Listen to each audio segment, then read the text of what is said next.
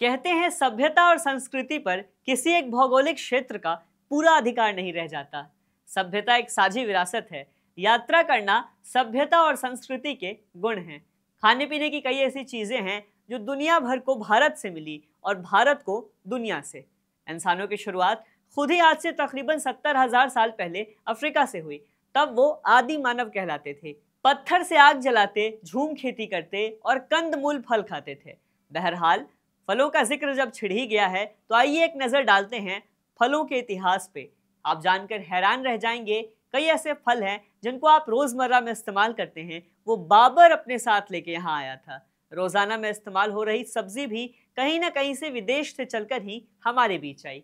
आइए जानते हैं फलों और सब्जियों का देसी विदेशी कनेक्शन क्या कहता है। नमस्कार, आप देख रहे हैं द हिंदी टॉप। मैं हूं आपके साथ प्रत्युष रौनक। आगे बढ़ने से पहले आप हमारे चैनल द हिंदी टॉप को सब्सक्राइब करके बेल आइकन दबाना ना भूलें ताकि आप तक पहुंचे हर खबर सबसे पहले। मशहूर इतिहासकार और भूगोल शास्त्री सुहेल हाशमी बताते हैं कि सेब और अनार हिंदुस्तानी फल है ही नहीं। आज भी अरब देशों में अनार बेचने वाले आवाज लगाते हैं, कंधार के अनार, अंगूर चमन के नाम से बिकते हैं और ये दोनों ही जगह पाकिस्तान में है। इन दोनों फलों को बाबर अपने साथ लेके आया था। वो अपने साथ आलू बुखारा और खुबानी यानी एप्रिकोट भी लेके आया था। खरबूजा और तरबूज भी बाबर ही अपने साथ भारत लेके आया था। कुछ लोग बताते हैं कि कोहरा को सीताफल कहते हैं, कुछ लोग शरीफा को सीताफल मानते हैं। खैर वो बात और है कि दोनों ही फलों को सीता जी ने कभी खाया ही नहीं था। दोनों ही फल विदेशी हैं। चलिए अब लगे हाथ ये भी देख लेते हैं कि वो कौन से ऐसे फल हैं जिनका ओरिजिन भारत में मिलता है। आम पूरी तरह हिंदुस्तानी है।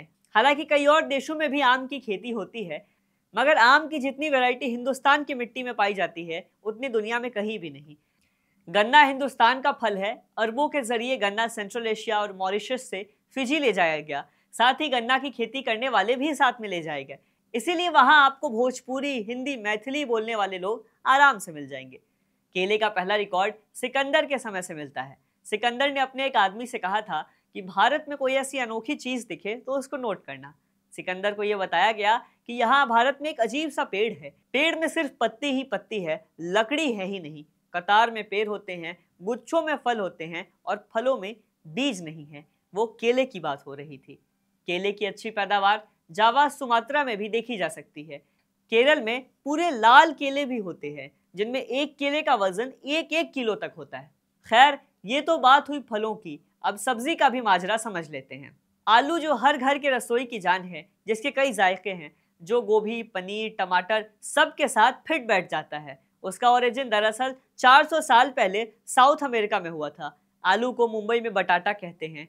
आलू को पुर्तगाली अपने साथ बम्बई लेके आए, बम्बई से ये बटाटा हुआ।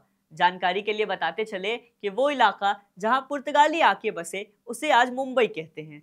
वो जगह एक द्वीप था, सो पुर्तगालियों के लिए खेती करना या ट्रेड करना आसान था। फिर भारत में आकर वो आलू उगाकर खाने लगे। वक्त के साथ पूरे देश में इसके पैदावार और खान पान का चलन बढ़ता गया।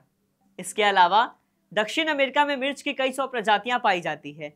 वहाँ अलग अलग रंग और टेस्ट के मिर्च आपको मिल जाएंगे। पुर्तगाली जब भारत आए तो अपने साथ मिर्च लेते आए।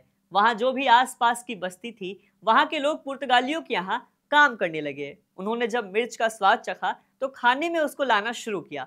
बाद में 18वीं शताब्दी में मराठा जब दिल्ली आए तो सही मायने में मिर्च भारत के हर इलाके में पहुंची। फिर गुजरात, राजस्थान और कई और जगहों पे बोई गई। आज मिर्च हर खाने की शोभा और जायका का अहम हिस्सा है। इसके अलावा फूल गोभी और पत्ता गोभी फ्रांस से भारत आया। वहीं फ्रेंच बीन सबसे पहले अफ्रीका में पाया गया। अफ्रीका से फ्रांस और फ्रांस से भारत में आकर फ्रेंच बीन्स कहलाया जाने लगा। शिमला मिर्च भी साउथ अमेरिका की पैदाइश है। भारत में उसे शिमला मिर्च इसलिए कहते हैं क्योंकि वहां उसकी सबसे ज्यादा पैदावार हुई थी। बहरहाल इस पेशकश में इतना ही। वीडियो कैसा लगा ये कमेंट में बताएं। वीडियो को शेयर जरूर करें। सब्सक्राइब करें द हिंदी टॉप। साथ ही हमें एक्स यानी ट्विटर, फेसबुक और इंस्टाग्राम पर भी जरूर फॉलो करें।